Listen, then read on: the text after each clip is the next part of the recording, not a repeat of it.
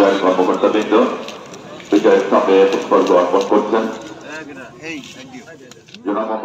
যশোরে যথাযোগ্য মর্যাদায় মহান বিজয় দিবস উদযাপিত হয়েছে। সোমবার সূর্যোদয়ের সঙ্গে সঙ্গে মুক্তিযুদ্ধ বিজয় স্তম্ভে ৩১ বার তোপধ্বনির মাধ্যমে দিবসটির কার্যক্রম শুরু হয়। দিবসটির শুরুতে জেলা প্রশাসক মোহাম্মদ আজহারুল ইসলামের নেতৃত্বে যশোর জেলা প্রশাসন, পুলিশ সুপার মোহাম্মদ জিয়াউদ্দিন আহমেদের নেতৃত্বে জেলা পুলিশ বিভাগ বিজয় স্তম্ভে পুষ্পস্তবক অর্পণ করেন। এরপর জেলা মুক্তিযোদ্ধা সংসদের সাবেক কমান্ডার AHM মুজাহারুল ইসলাম মন্টুর নেতৃত্বে বীর মুক্তিযোদ্ধারা, বৈষম্যবিরোধী ছাত্র আন্দোলন যশোরের সমন্বয়করা পুষ্পস্তবক অর্পণ করেন। প্রথম পর্যায়ে শ্রদ্ধাঞ্জলি প্রদান শেষে মুক্তিযুদ্ধে শহীদদের রাষ্ট্রীয়ভাবে সালাম প্রদর্শন করেন পুলিশ সদস্যরা।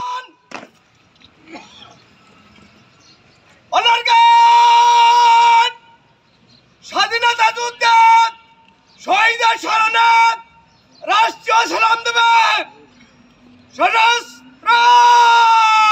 সালাম।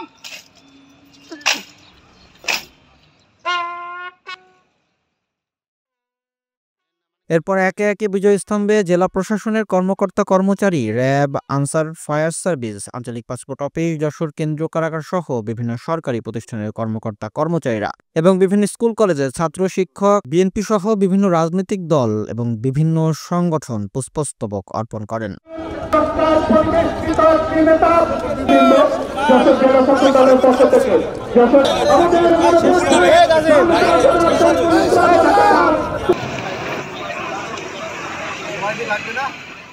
ডেস্ক রিপোর্ট, দৈনিক কল্যাণ।